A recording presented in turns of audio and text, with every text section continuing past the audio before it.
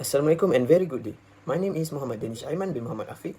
Today, I'm glad to present my conceptual study titled Building Global Readiness Through Innovation and Learning. This research explores how cultivating an internal innovation culture and strong organizational learning capabilities can prepare Malaysian SMEs to cross international borders and enter global markets successfully. To begin, let's look at the core challenge. SMEs are the true backbone of nation's industrial growth and job creation. Yet, very few actually manage to trade internationally. This happened because rather than just lacking of funds, many local firms stay domestic because they lack an adaptable business structure and are overwhelmed by foreign market uncertainty. Therefore, we must focus heavily on pre-export readiness to understand how internal trades prepare a firm before they go for international expansion. The adaptability driver. So, what is exactly means by export readiness? Simply put, it is how prepared a company is in terms of its resources, knowledge, and strategic skills to start and maintain sales in other countries. Strategically, it is about a firm's capability to analyze foreign market, handle trade barriers, and spot solid overseas opportunity. Our core focus here is that a company must plan carefully, study target markets, and sharpen its internal skills before actual export initiation takes place. Moving on to our first independent variable, we have innovation culture, which acts as the main adaptability driver. This means fostering a workplace environment that actively encourages workers to think of new ideas, experiment, and adapt rapidly to changes. It drives creative problem solving by pushing teams to cooperate and stay open to alternative business strategies. Ultimately, this culture helps small businesses upgrade their products to adopt new technologies to meet diverse international consumer needs smoothly. Our second independent variable is organizational learning. This represents a firm's capacity to collect, interpret, share, and apply information to optimize business choices and improve strategic performance. The internal knowledge architecture relies on a clear four-step process, which is getting new data, sharing it, understand it together, and storing it for future use.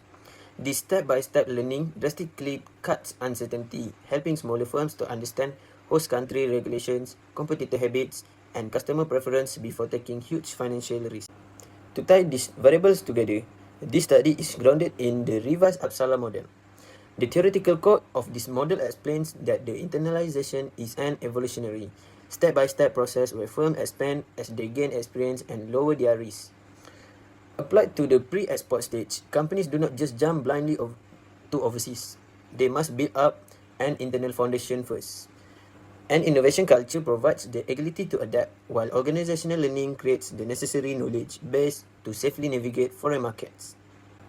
We are already at the end of the presentation. So, in conclusion, this research offers high value. Theoretically, it extends the reverse Uppsala model by shining a spotlight directly on the vital pre-export stage. Practically, it alerts crucial national policymakers like SME Corp, Matrade, and MITI to focus heavily on non-financial support, helping local firms build internal innovation and knowledge traits rather than just giving out standard financial grants. Ultimately, cultivating an innovation culture and prioritizing internal learning are what truly prepare for our local SMEs to scale and sustain global operations. So that's all from me. Thank you very much. This slide illustrates my proposed conceptual framework. On the left side, we have two independent predictor variables, which is innovation culture and organizational learning. On the right side is our dependent outcome variable, which is export readiness. The logic of this model is straightforward. A stronger innovation mindset and superior learning habits directly maximize the overall readiness of Malaysian SMEs before exporting begins.